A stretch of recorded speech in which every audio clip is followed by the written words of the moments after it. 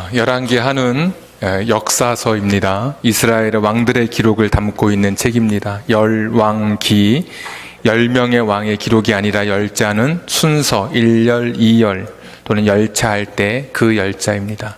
순서를 나타내는 그런 그 열자를 따서 열왕기, 왕들의 기록을 담고 있습니다.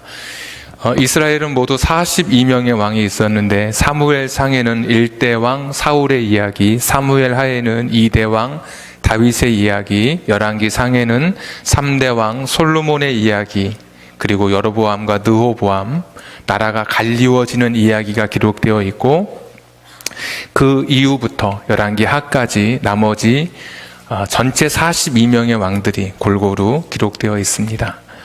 그러니까 사울, 다윗, 솔로몬을 제외하면 39명의 왕이 열왕기 상과 하에 샌드위치 구조로 한쪽은 남쪽, 한쪽은 북쪽 왕 그렇게 기록되어 있습니다. 오늘 우리가 함께 살펴보고 있는 여호람이라고 하는 왕은 주보 2면을 보시면 북쪽 이스라엘의 9번째 왕입니다. 그런데 이름이 요람 그리고 가로하고 여호람 되어 있습니다. 왜냐하면 남쪽 유다의 5번째 왕의 이름이 같은 여호람입니다. 그러니까 똑같은 이름을 가진 북쪽에도 왕이 있었고 남쪽에도 왕이 있었습니다. 그래서 역대하에 보면 이 북쪽의 여호람, 오늘 우리가 살펴보고자 하는 아합의 아들 북쪽의 여호람을 가리켜서 아예 요람 이렇게 표시를 하고 남쪽은 여호람 그대로 표현합니다. 그럼 오늘 열왕기 하에는 여호람 이렇게 되어 있으니까 우리가 여호람의 이야기로 같이 오늘 말씀을 살펴보려고 합니다. 역사서, 이 역사의 이야기는 하나의 큰 스토리입니다.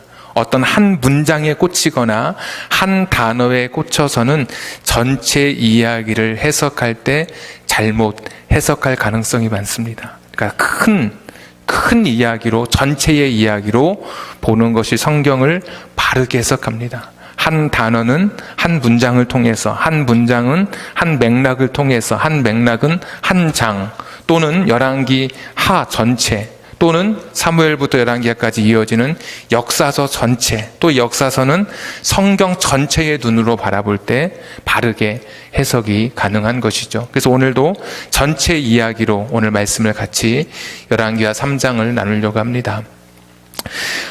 우리가 알고 있는 것처럼 아합의 큰아들은 아하시아였습니다. 지난번에 말씀을 살펴봤던 몇 번의 추락이 있었죠. 자기 명성의 추락이 있었습니다. 자기가 왕이 되자마자 모압, 이스라엘의 북쪽에 있었던 모압이 양 20만 마리의 털을 바치다가 이제는 아하시아가 왕이 되자 무시하고, 아합 때는 바쳤지만 아들이 왕이 되니까 드디어 배반했던 기록이 우리가 있었습니다. 오늘 3장 4절에도 그 기록이 있죠. 모압 왕 메사가 양을 20만 마리의 털을 바쳤습니다. 근데 5절에 보시면 아합이 죽은 후에 이스라엘을 배반하죠. 그게 아하시아 왕 때. 이 아하시아는 누구냐? 오늘 여호람의 형이었습니다. 근데 이 동생 여호람이 왕이 되면서 이 여호람은 형과 다릅니다.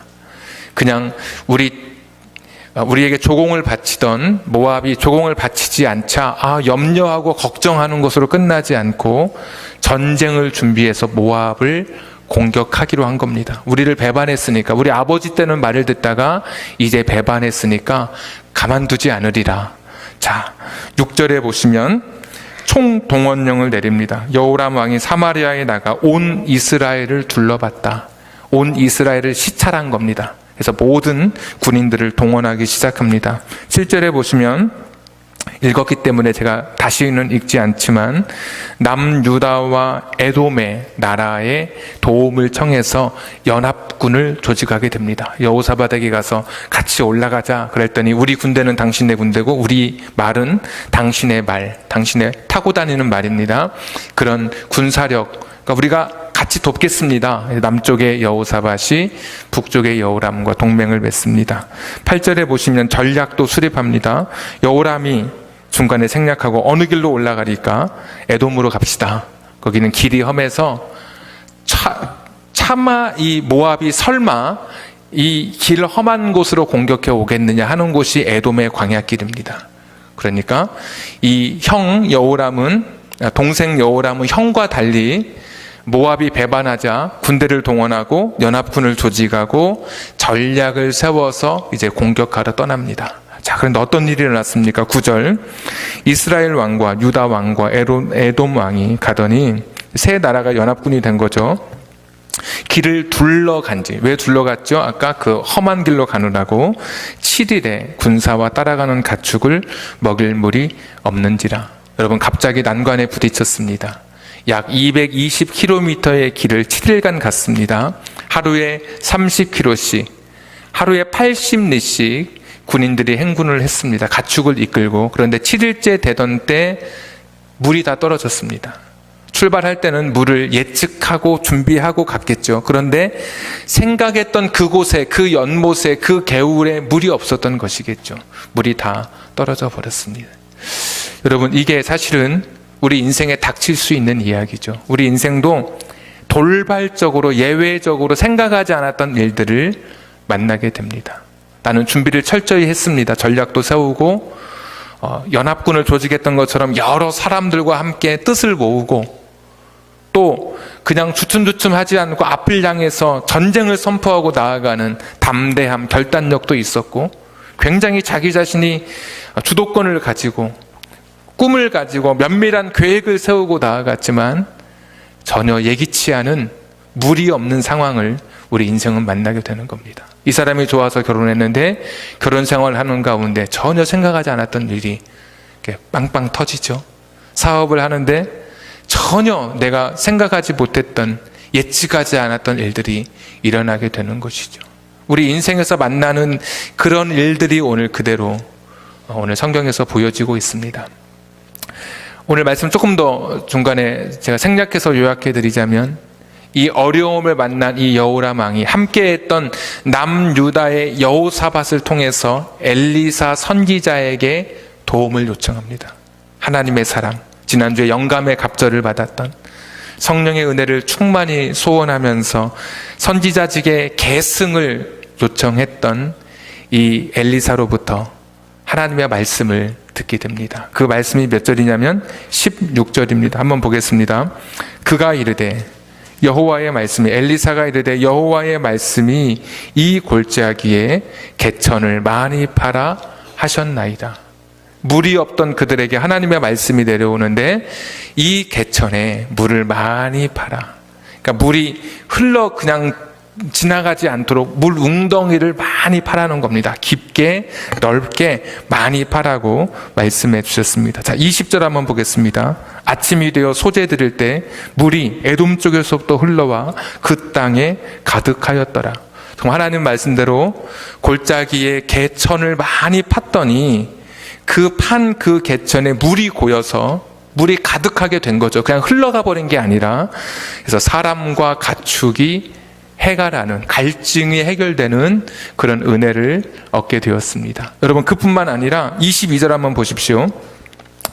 아침에 모압 사람이 일찍 일어나서 해가 물에 비침으로 맞은편 물이 붉어 피와 같음을 보고 23절 이르되 이는 피라, 틀림없이 저 왕들이 싸워 서로 죽인 것이로다. 모압 사람들아 이제 노력하러 가자 하고, 물 웅덩이, 개천에 모여 있었던 물을 모압 나라가 딱 보더니 햇빛이 떠오를 때 일출을 보면서 착시 현상을 일으키는데 핏빛으로 보인 겁니다. 딱 생각하기를, 그 연합군 세 나라가 서로 자중질환을 일으켜서 서로 싸워서 망했구나, 저게 핏물이구나 싶어서 노력하러 갑니다. 뭘 들고 갔을까요? 전쟁하러 가면 창과 칼을, 무기를 들고 갈 텐데 노력하러 갈 때는 마대 들고, 또 무슨 보자기 들고, 무슨 가방 들고, 좋은 거 가지러 가려고. 이 전쟁의 승리는 보나마나죠. 이스라엘의 완벽한 승리가 있게 됐습니다. 한번 25절까지 봐서 보시죠. 이스라엘 사람들이 성읍들을 쳐서 헐고 각기 돌을 던져 모든 좋은 밭에 가득하게 하고, 이 식량을 완전히 그냥 이 감산시키는 방법이죠. 그러니까 모압을 굉장히 배반한 나라에 대한 보응, 아주 굉장합니다. 샘을 메우고 양식과 물을 다 없애버리는 겁니다. 모든 좋은 나무를 베고 집을 짓거나 공격형 무기를 할 수 있는 그런 거를 다, 아예 싹을 다 잘라버리게 되는 겁니다. 여러분, 놀라운 일 아닙니까? 그렇게 힘있게 아주 야심차게 시작했지만 일주일 만에 물이 없어서 죽을 지경이었는데 오늘 하나님의 기적적인 도우심, 하나님의 은혜 속에 완벽한 승리, 인생의 갈증이 해결되고 또 생각하지 못했던 그런 완전한 승리, 그냥 너무 쉽게 한 승리, 핏빛으로 보인 착시 현상을 통해서 이스라엘이 큰 승리를 얻게 됩니다. 여러분, 우리 인생의 어려운 일을 만날 때, 우리도 인생을 살다가 물이 없는 그런 공고한 땅, 그런 척박한 시간들을 만날 때 하나님을 찾으십시오. 하나님께 여러분의 인생의 문제를 맡기십시오. 우리가 가지고 있는 문제가 내가 하나님 앞에 기도하는 순간 나의 것이 아니라 이제는 하나님 앞에 드려진 나의 기도 제목이 되는 것입니다. 그 근심이 변하여 나의 찬송이 되었고 내가 가지고 있는 염려, 근심들을 하나님 앞에 내어놓는 겁니다. 하나님, 물이 없습니다. 내가 생각했던 그대로 인생의 일들이 풀려가지 않고 너무나 어이없는, 너무나 예외적인 돌발적인 상황을 맞이했습니다. 우리 힘으로 할 수 없습니다. 하나님 도와주십시오. 여러분, 그렇게 주의 이름을 붙드십시오. 하나님은 환난 날에 만날 우리의 큰 도움이 되어주시는 분이십니다. 우리 인생의 최고의 길을 아시고 최선의 길을 아시는 하나님이십니다. 실수하거나 실패하지 않는 하나님이십니다. 기도는 하나님께 나의 문제를 맡기는 것입니다. 어원은 맡긴다고 하는 것이 산 위에서 돌을 굴려버리는 것입니다. 굴려버린 것을 다시 어떻게 끌고 올라옵니까? 내가 하나님 앞에 기도했다고 하는 것은 다 맡겨버리는 것이죠. 한 할머니, 꽃집을 운영하는 할머니가 있는데 너무나 항상 얼굴이 밝고 입에서 노래가 흘러나옵니다. 단골 손님이 물었습니다. 할머니는 걱정이 없으세요? 할머니, 그 주인 하시는 말씀이 나도 걱정도 있고 염려도 있고 고통도 있습니다. 근데 어떻게 얼굴이 그렇게 밝습니까?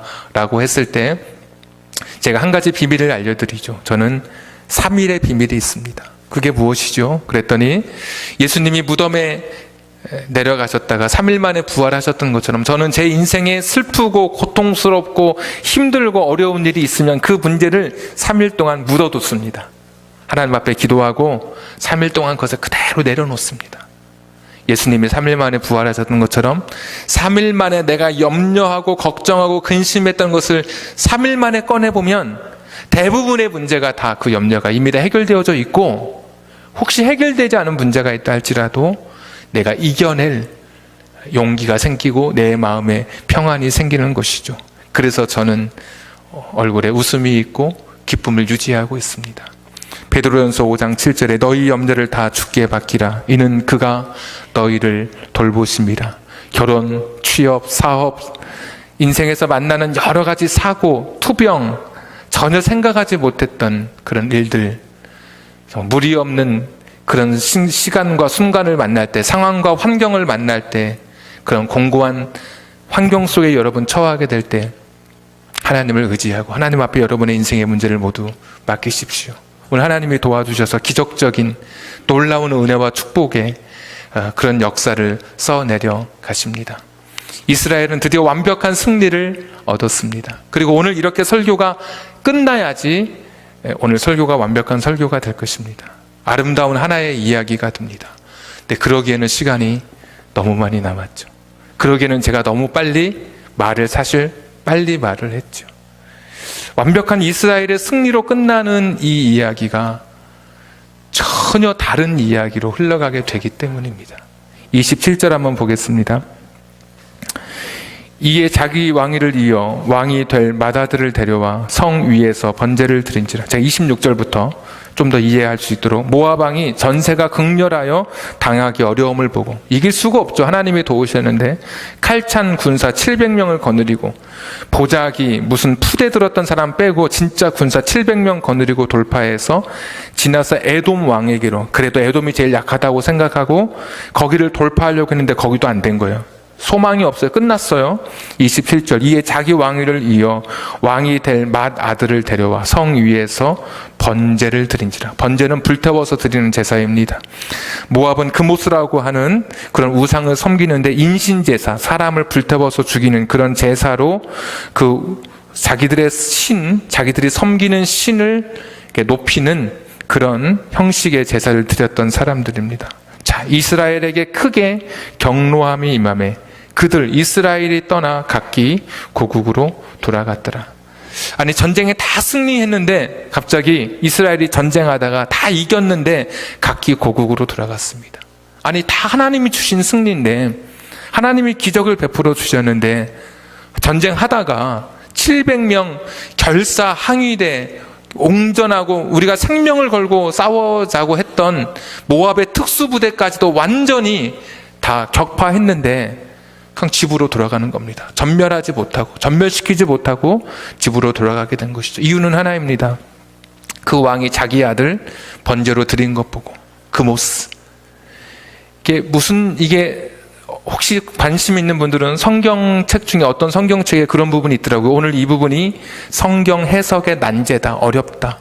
그모스 신에게 제사를 드렸는데, 자기 아들을 드렸는데 왜 이스라엘에게 노가 임하냐? 그러면 그모스 신이 그 정도로 무슨 힘이 있는 신이냐? 이렇게 말하는, 그렇게 해석하면 또 이게 안 되잖아요. 그모스가 무슨 힘이 있어서 이스라엘을 이렇게 무섭게 해서 그렇게 이스라엘이 도망갔겠습니까? 그것도 아니고. 그래서 해석이 어렵다라고 하는데, 현대인의 성경을 제가 한번 읽어드리겠습니다. 27절을 이렇게 해석합니다. 여러분 눈으로 27절 보면서 한번 보십시오.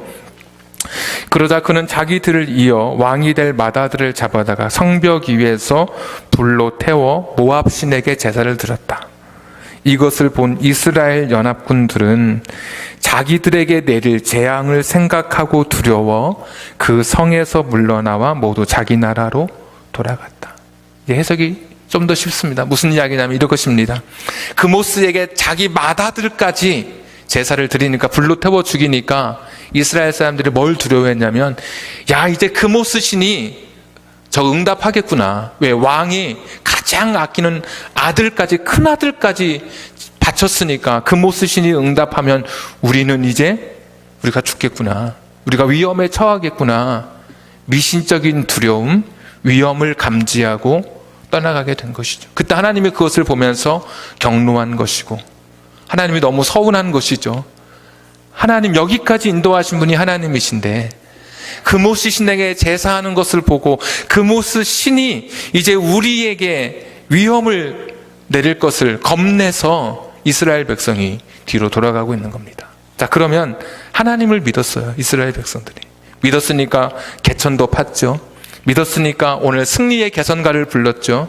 그런데 하나님만 믿은 게 아닌 것이죠. 그모스 신도 믿은 것이죠.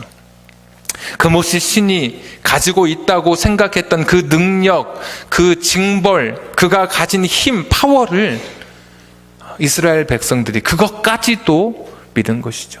하나님만 유일신으로 섬긴 것이 아니라 하나님과 여전히 다른 신들을 함께 섬긴 것이죠. 오늘 이러한 여호람, 왕으로 대표되는, 왜 왕을 자꾸 이야기하냐면 왕은 그 당시의 사람들의 영적 상태를 테스트해 볼 수 있는 리트머스 시험지 같은 거예요. 그러니까 왕을 보면 그 시대의 상황을 알아요. 그래서 오늘 말씀의 제목이 여호람 시대의 영적 상태. 사실은 제목이 미스터리한 전쟁 이야기인데 여러분 너무 미스터리할까 봐 이 왕의 모습을 보면 그 시대를 아는 거예요. 오늘 보니까 하나님만 믿는 게 아니었어요. 하나님도 믿고 여전히 다른 것들, 세상의 것들, 우상까지도 받아들이고 있었던 이 모습을 오늘 보게 돼요. 자, 이들의 영적 상태를 가장 성경이 오늘 정확하게 진단합니다. 다시 2절 한번 보겠습니다. 3장 2절.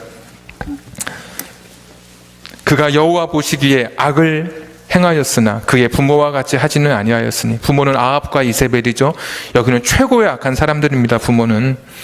자, 그래도 여호람은 어느 정도였냐면 이는 그가 그의 아버지가 만든 바알의 우상을 없앴어요. 와, 참 대단하죠. 자, 그런데 3절.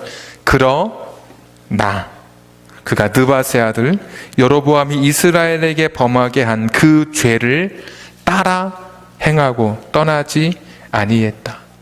자, 무엇입니까? 이 여호람 왕은 형상을 가진 우상은 없앴어요. 그런데 마음의 우상은 아직 없애지 못한 겁니다.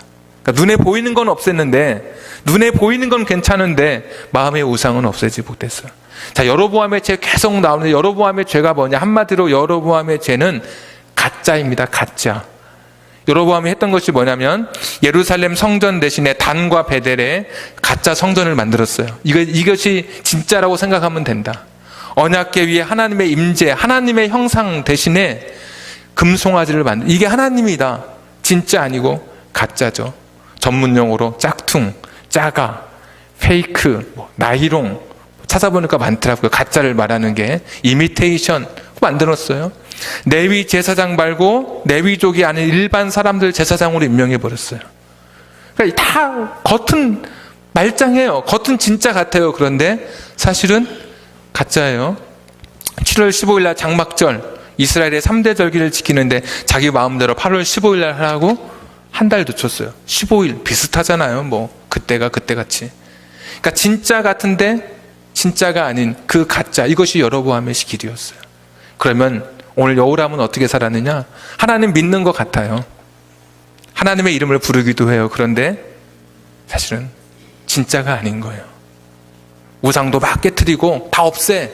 우리 아버지가 그래도 우상 세운 건 잘못한 거야.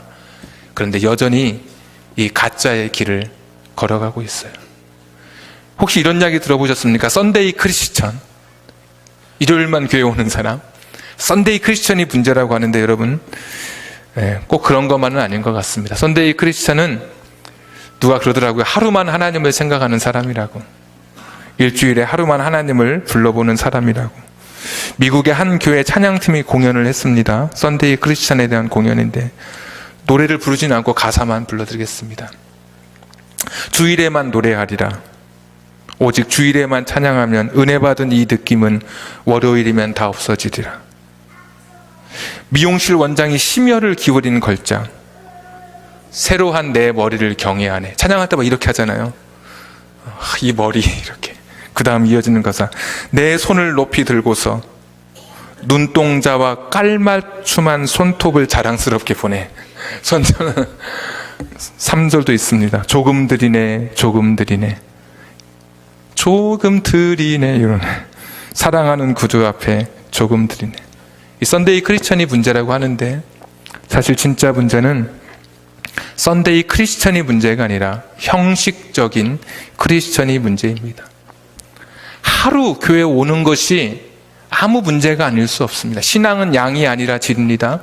일주일 매일 예배 와서도 다른 생각한다고 한다면 그거 아무것도 아닌 것이죠. 그러나 하루라도 주일날 한 번이라도 하나님 앞에 와서 내가 하나님의 임재를 느끼고 하나님 앞에 내 진심을 고백하고 토로할 수 있다면 여러분 그것으로 충분할 수 있는 거예요. 신앙은 양이 아니라 질이기 때문에.